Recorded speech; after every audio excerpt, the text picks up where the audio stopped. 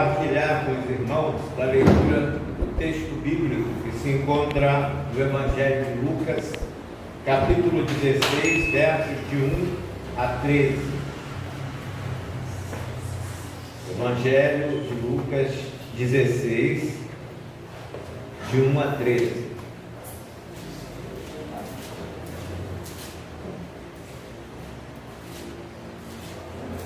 Esse texto fala sobre o mordomo infiel.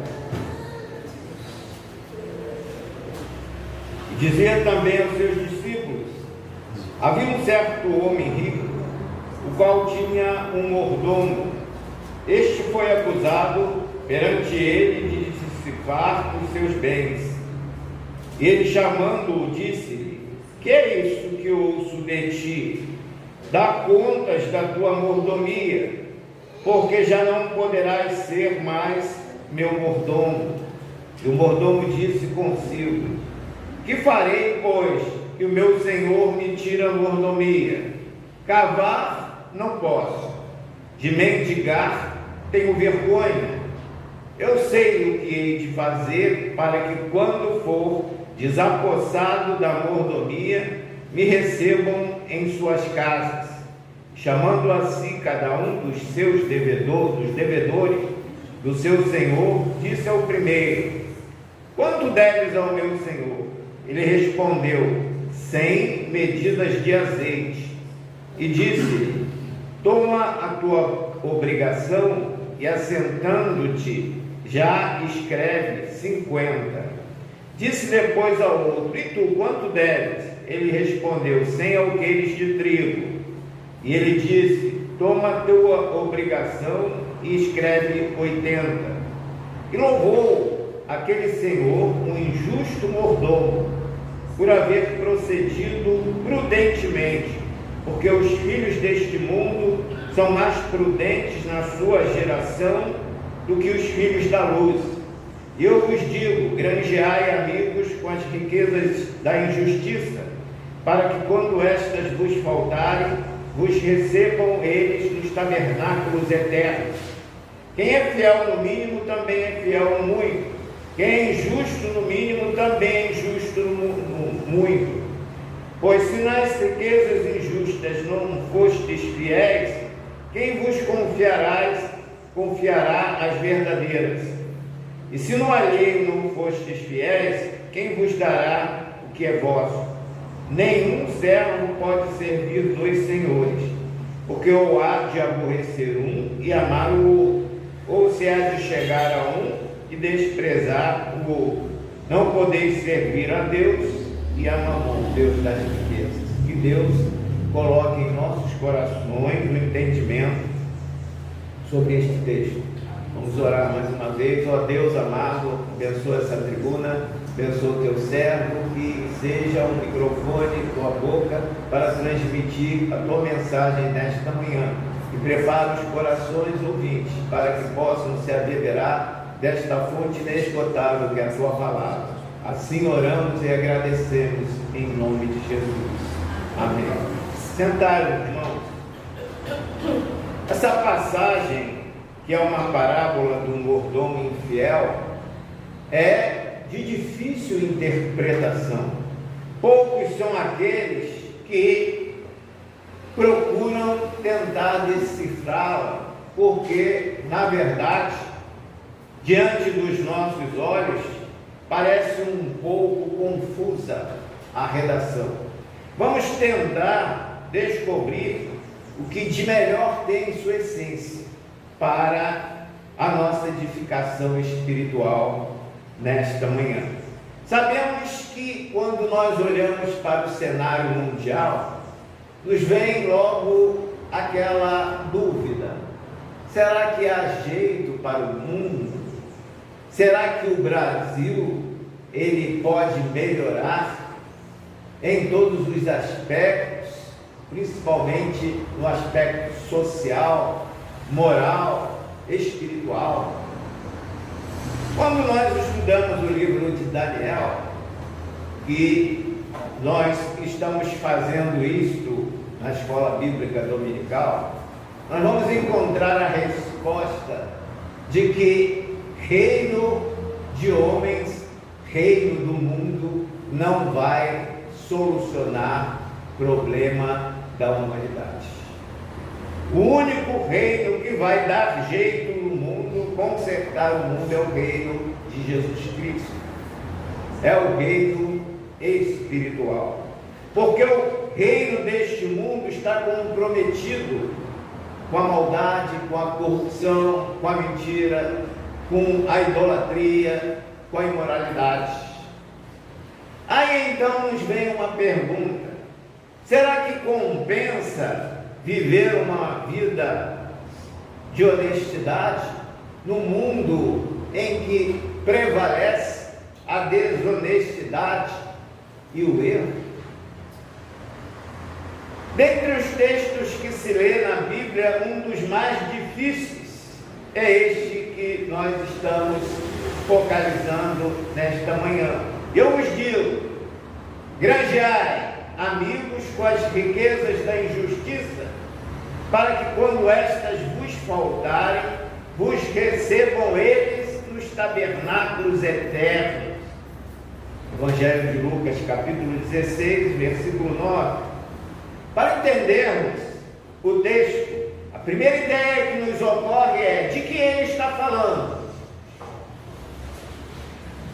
De que ele está falando? De que se trata o texto em si na sua essência? A resposta é: trata-se da situação de riqueza e a sua relação com problemas de mordomia. Deus é aquele dono que é o dono de todas as coisas. Ele é rico e nós somos os seus mordomos ou administradores das suas riquezas. A pessoa que acumula bens em exorbitância tem dificuldades com a administração dos mesmos e com a aplicação desses recursos. Como sair do egoísmo para a solidariedade social? Uns têm muitos, outros têm pouco. Uns desperdiçam o que têm, outros estão a passar fome. De tal maneira que haja benefícios para o país e seus concidadãos. Como nós vamos nos portar quando estivermos diante de nós riquezas que não são nossas? Nós apenas somos os administradores. É claro que se a riqueza é de origem iníqua, não há interesse algum em solidariedade ou bem social do país. Da boca do profeta Amós, que foi chamado profeta da justiça, emanam palavras relacionadas à corrupção, tais como exploração dos pobres, balanças enganosas, produtos deteriorados postos no mercado, usura, mentira, engodo, declarações falsas. Será que nós estamos repetindo aquela época em que vivia o profeta? Eis a voz do profeta: ouvi isto, vós que anelais o abatimento do necessitado e destruís os miseráveis da terra, dizendo: quando passará a lua nova para vendermos o grão, e o sábado para abrirmos os celeiros de trigo, diminuindo o efa e aumentando o ciclo, procedendo dolosamente com balanças enganosas para comprar os pobres por dinheiro e os necessitados por um par de sapatos.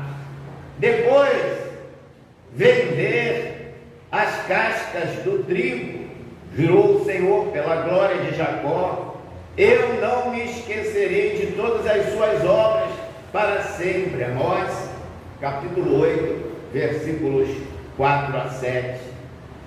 Hoje, o cenário é o mesmo, irmãos. O povo não suporta mais ser enganado e ser explorado. O sentimento de egoísmo exacerbado que campeia a classe política e os ricos do nosso Estado faz estimular fraude e corrupção que destrói vidas inocentes. Para a explicação do texto especialmente carregado de obscuridade, temos que recorrer à hermenêutica bíblica, que são as regras de interpretação sem a qual não se fará perfeita exegese.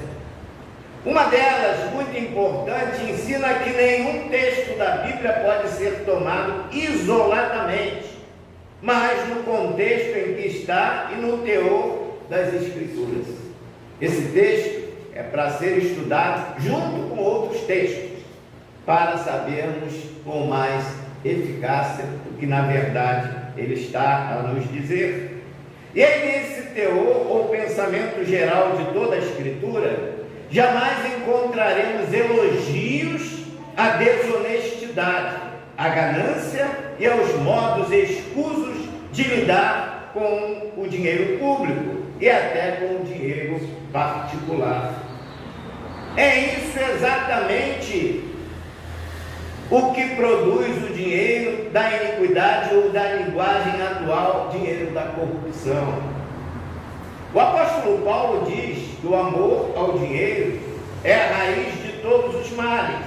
Nessa cobiça, alguns se desviaram da fé e transpassaram a si mesmo com muitas dores.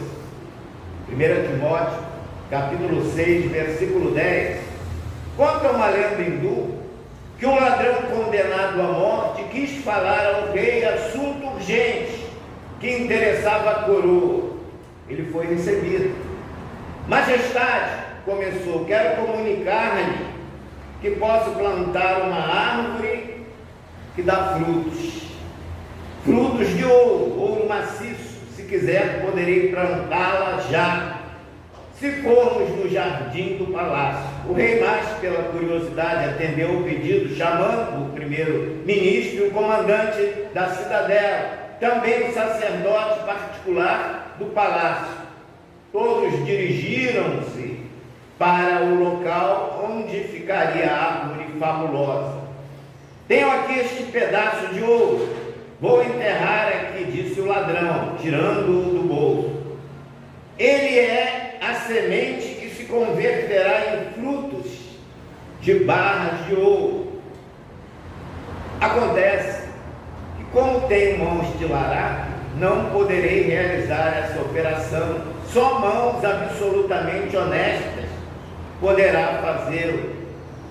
Assim, rogo a vossa majestade que coloque na terra este bloco de ouro. O rei, surpreendido, depois de alguns momentos de silêncio, retrucou: nem eu tenho mãos absolutamente honestas, porque quando eu era um adolescente tinha o hábito de surrupiar o dinheiro do meu pai. Peço ao primeiro-ministro que tome o meu lugar. Eu não, pois vossa majestade sabe que recebemos taxas e impostos, sofro violentas tentações, as que nem sempre tenho podido resistir, que o pedaço de ouro passe às mãos do comandante da cidadela, ordenou o rei. Eu também não, majestade, pois a consciência me acusa de ter retido o soldo dos meus soldados mais de uma vez. Que seja então o capelão real, continuou o rei. Lamento muito, majestade, mas as minhas mãos não são limpas. Recebo dízimos e ofertas do povo, e vossa majestade pode calcular que dinheiro é uma das nossas maiores fraquezas. Nesse ponto, o ladrão tomou outra vez a palavra. Majestade, disse com um sorriso zombeteiro, vejo que de nós 5 nenhum deixou de lesar o próximo, sendo portanto melhor para a sociedade que os 5 sejamos enforcados, como eu serei dentro de algumas horas. O rei vermelho, como uma romã, esboçou um sorriso contrafeito e anulou a sentença do condenado.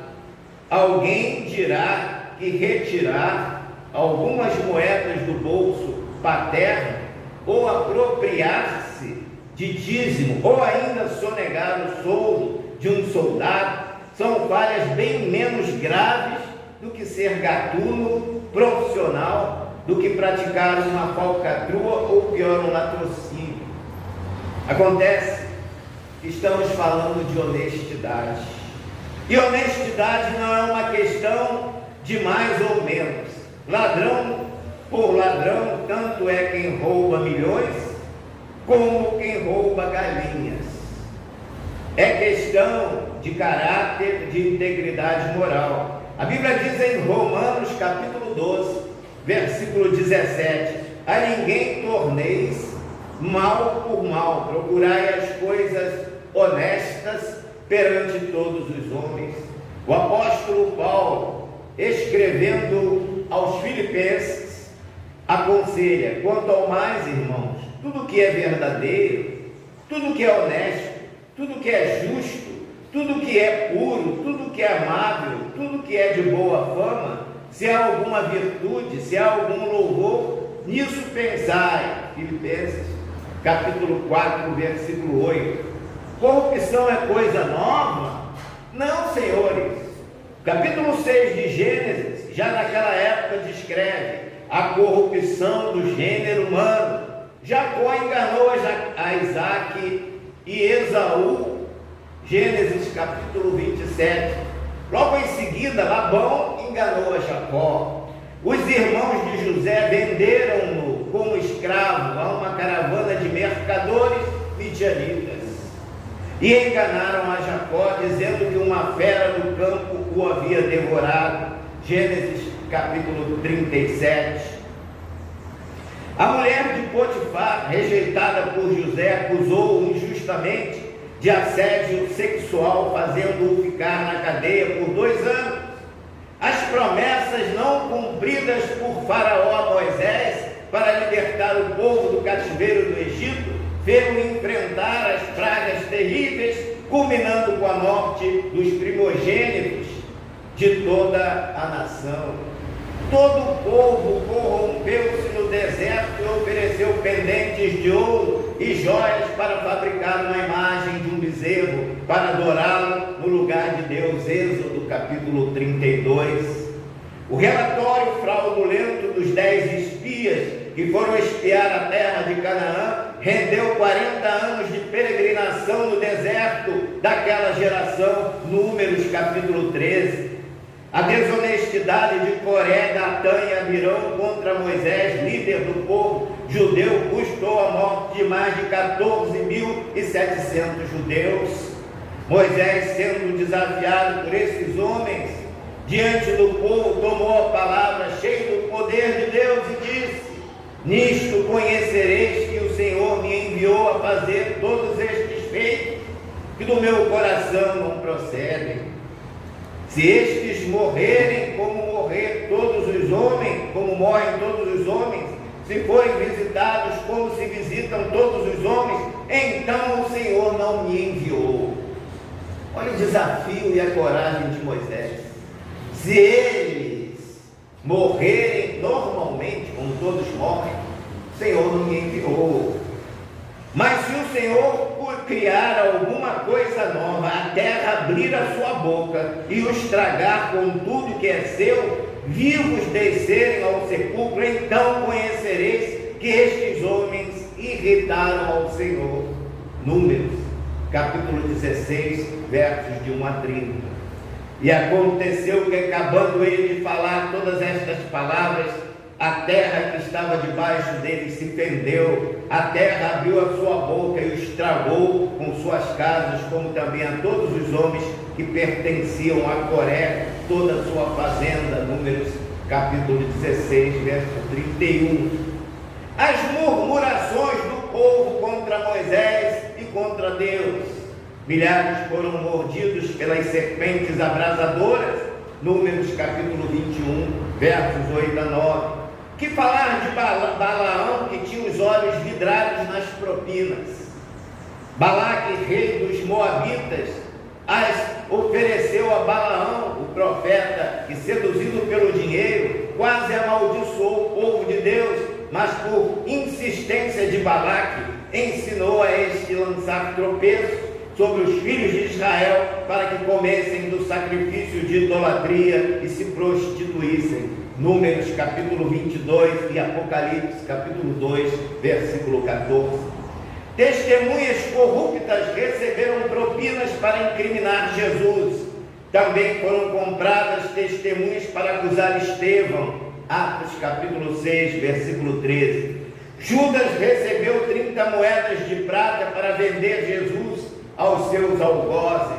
E Simão ofereceu dinheiro a Pedro para ser batizado no Espírito Santo. Ananias e Safira encerram o ciclo de exemplos aqui explanados de pessoas que se corromperam pelas riquezas e o bem-estar do mundo, ou seja, as riquezas da injustiça. Como vimos, corrupção, desonestidade, desonra não é ingrediente novo em nossa sociedade. Jó, em seu livro, já dizia naquela época distante: porque o ajuntamento dos hipócritas se fará estéril e o fogo consumirá as tendas do suborno. Jó capítulo 15, versículo 34. Davi, em sua sinceridade, abre o seu coração diante de Deus: não tenho assentado com homens vãos, nem converso com os homens dissimulados. Tenho aborrecido a congregação de malfeitores, não me ajunto com ímpios. Lavo as minhas mãos na inocência, não colhes a minha alma com a dos pecadores, nem a minha vida com a dos homens sanguinolentos, em cujas mãos há malefício e cuja mão direita está cheia de subornos. Salmo 26. No Brasil, desde quando a corrupção deu ave da sua graça? Conta-se que o Visconde de Ouro Preto, ministro das finanças do Império, procurou o imperador Dom Pedro II pedindo renúncia do seu ofício ministerial. O imperador quis saber o motivo para tão drástica decisão. O Visconde respondeu: a corrupção está instalada no país e eu desejo renunciar antes que ela atinja o meu preço. Que lástima, meus irmãos. E essa corrupção fez escola. É profundamente desagradável estar se ouvindo dia e noite pela televisão e lendo nos jornais tanta disfarçatez e comentarmos sobre a corrupção no Brasil. Até quando vai continuar essa dura prova da realidade em que nós vivemos, que temos que enfrentar com tristeza no nosso coração? Em quem confiar? Estamos atravessando uma época de eleição. Qual é o candidato que vai receber o nosso voto? Difícil. Comentando o texto do mordomo infiel, Brodmann diz que riquezas da injustiça são as possessões materiais.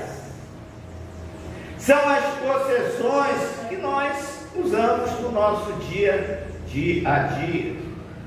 Em si mesma, a riqueza ela é amoral, capaz de ser usada tanto para o bem quanto para o mal. Devido ao desejo de obter grandes lucros, um proprietário pode forçar um inquilino a criar os seus filhos num ambiente de cortiço, que os marca para o resto da vida. Mas um outro homem pode investir o seu dinheiro em escolas que ajudem a libertar as mesmas crianças da ignorância.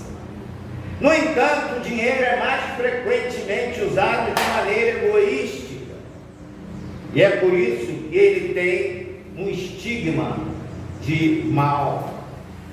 De acordo com a decisão de seguir a Jesus, o discípulo deve usar o seu dinheiro para ajudar as pessoas que o seu Senhor vier a libertar.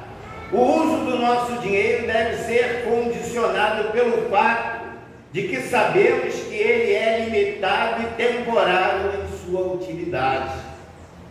O exemplo do fazendeiro rico é oportuno para ampliar a nossa reflexão.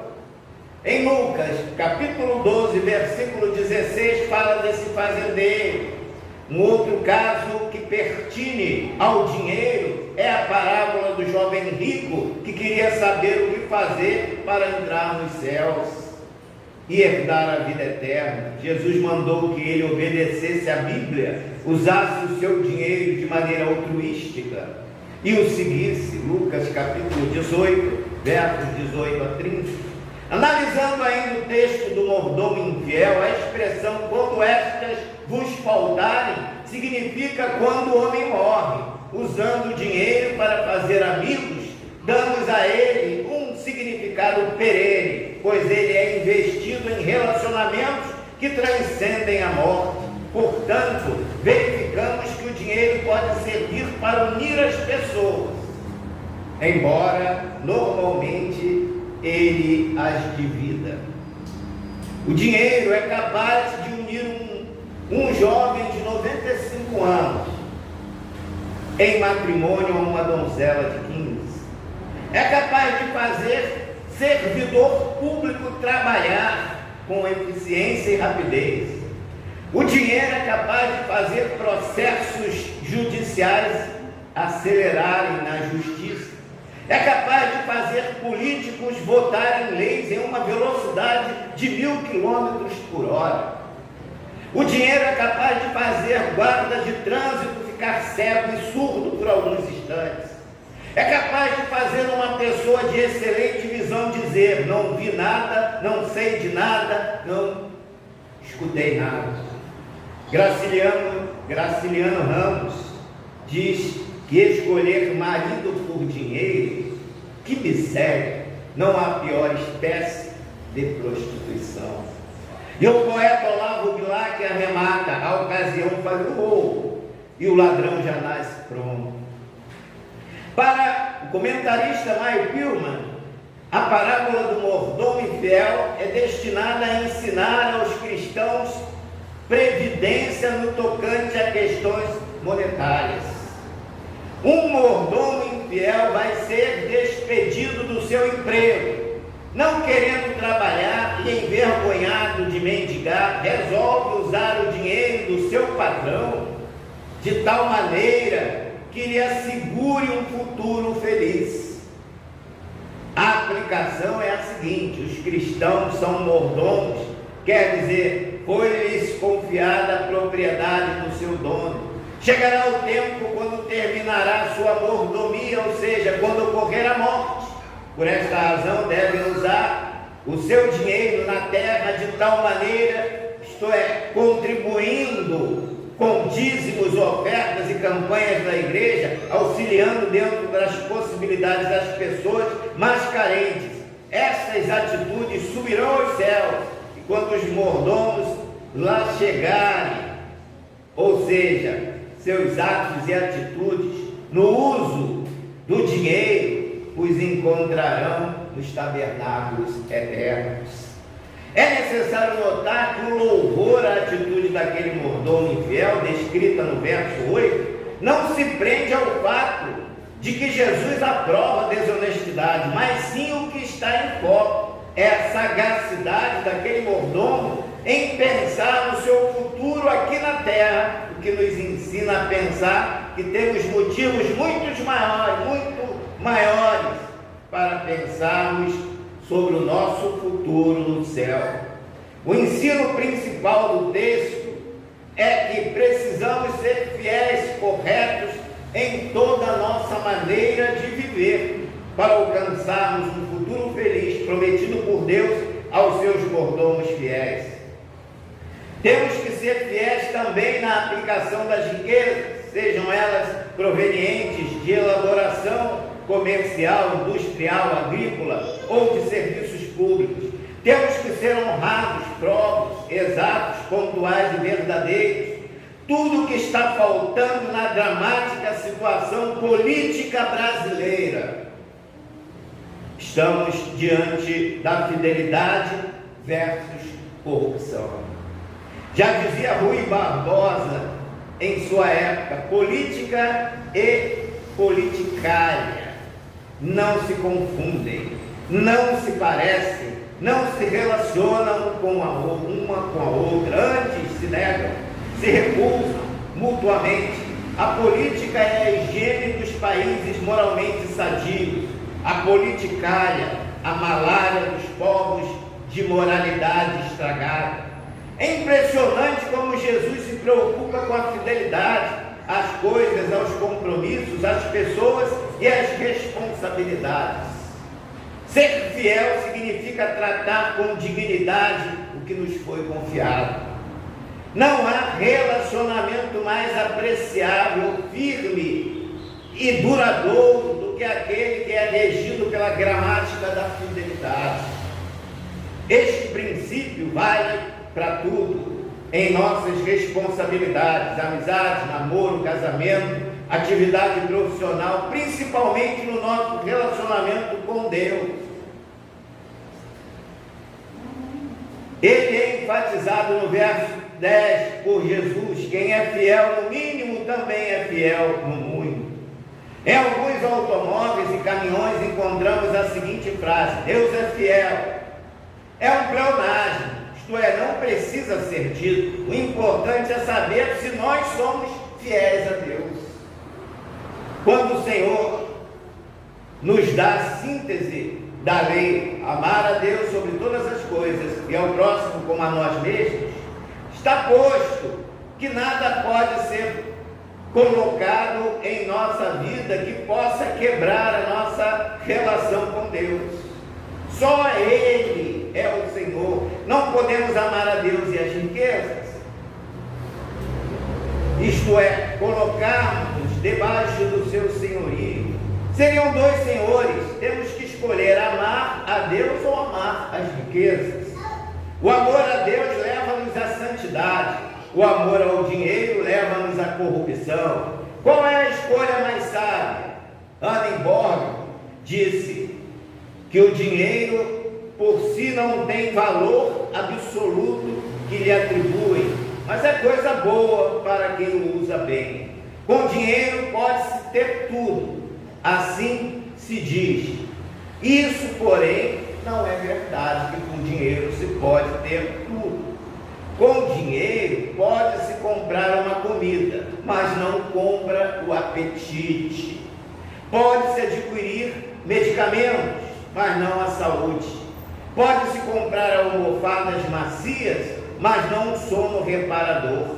Pode comprar a paz com os homens, mas não a paz da consciência.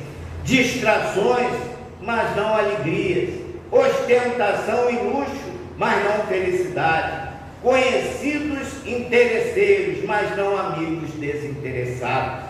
Empregados, mas não amigos fiéis. Por falar em fidelidade, vou encerrar narrando um episódio contado por Juarez de Azevedo em seu livro Histórias para Rir e Chorar. Teotônio era um crente que não tinha o menor acanhamento em dizer a quem quer que fosse que era um antidizimista. De quando em quando apresentava suas razões. Não dou o dízimo porque é coisa da lei. Eu sou cristão e não judeu, entenderam? Sendo Carmo era um amigo crente, interessado na vida espiritual de Teotônio, fiel e dedicado, perguntou certa vez ao irmão Avareno: me diga uma coisa, você é contra o dízimo porque deseja dar mais do que o dízimo, ou porque sempre dá menos daquilo que você, dos 10% que você recebe para o sustento da igreja? Não obteve resposta. Todo mundo observava o procedimento de Teotônio, considerando a sua condição de pessoas de apreciáveis recursos financeiros, não faltava quem o censurasse. Uma quarta-feira à noite, depois de fechar a mercearia, um pouco mais tarde, Teotônio botou todo o dinheiro ganho numa bolsa e dirigiu-se rapidamente em seu carro para a igreja, no finalzinho do culto, e levar sua mulher para casa. Estava sentado no último banco, quando sentiu o incômodo cano de um revólver nas costelas, e uma voz grossa e ameaçadora soar no seu ouvido: não se mexa, não fale nem grite, isto é um assalto, se gritar morre. Teotônio começou a tremer de medo, mas se controlou e perguntou ao bandido: afinal, diga logo o que você quer. Para começo de conversa, passa logo para cá a pasta, o relógio, anel e tudo mais que estiver de valor com você. Falou bem baixinho o marginal. Teotônio entregou tudo, não reclamou de nada. Agora vá lá na frente da igreja, diga ao pastor que pare o culto, que nós recolheremos as ofertas e você vai nos ajudar no recolhimento, cantando, louvando a Deus. Manda cantar um hino, que recolheremos joias, dinheiro, tudo que os crentes tiverem. Teotônio hesitou, mas apareceram mais 4 assaltantes com arma em punho, dizendo: se obedecerem, entregando tudo, nada acontecerá. Fizeram a limpa na igreja. Quem passasse e ouvisse o cântico dos crentes concluiria tratar-se de um momento de dedicação, de alegria. Depois falaram para Teotônio, meio aborrecidos: vai, nos leva no teu carro para fora, vem conosco. Por favor, não façam isso comigo, suplicou Teotônio. Na segunda ameaça não teve jeito, saiu amedrontado como quem se despedia deste mundo. Já distante, tomaram a chave do carro, deram-lhe os catiripapos e o abandonaram em um lugar. Teotônio ali mesmo deu graças a Deus por haver escapado com vida. Chegou em casa tarde, a pé, vendo a ansiedade e a angústia estampadas nos rostos dos familiares e amigos. Zé do Carmo estava também entre os ansiosos. Teotônio fez as contas do que perdera no assalto, incluindo as joias da mulher, 100 mil reais, fora um carro novinho em folha. Vamos mobilizar a polícia imediatamente. Não é, Teotônio? Disse o crente fiel. Quanto a mim, não, respondeu Teotônio e explicou: eu nunca fui dizimista, portanto um ladrão do Senhor, ladrão com letra maiúscula. E como diz o ditado popular: ladrão que rouba ladrão tem 100 anos de perdão, por mim os bandidos já estão perdoados. Como diz o ditado: há males que vêm para bem. Como diria o apóstolo Paulo: sabendo que todas as coisas contribuem juntamente para o bem daqueles que amam a Deus, daqueles que são chamados por seu decreto. No caso de Teotônio, o assalto que ele sofreu foi uma bênção para a sua vida. Hoje, quando Zé do Carmo e outros perguntam se ele é dizimista, ele responde com a maior ousadia deste mundo: sou dizimista do bruto, não desconto nem o imposto. A Bíblia diz: quem é fiel no mínimo também é fiel no muito. Quem é injusto no mínimo também é injusto no muito. Pois se nas riquezas injustas não fostes fiéis, quem vos confiará as verdadeiras? Que a lição deste homem avarento possa servir para uma reflexão de cada um de nós e daqueles que estão a nos acompanhar pela internet. Às vezes, nós valorizamos tanto as coisas materiais, as riquezas deste mundo, e desprezamos aquelas que nos valem mais, que são as riquezas eternas, que nós as encontraremos lá quando nos despedirmos deste mundo. Quando lá chegarmos, as riquezas que muitos desvalorizam são os dízimos, as ofertas, o tempo que nós dispensamos para trabalhar para o Senhor, a nossa vida dedicada à obra de Deus. Tudo isso são riquezas que estarão a nos aguardar quando lá chegarmos, quando nos faltarem as riquezas, como diz aqui o texto da parábola. Que Deus assim nos abençoe. Amém.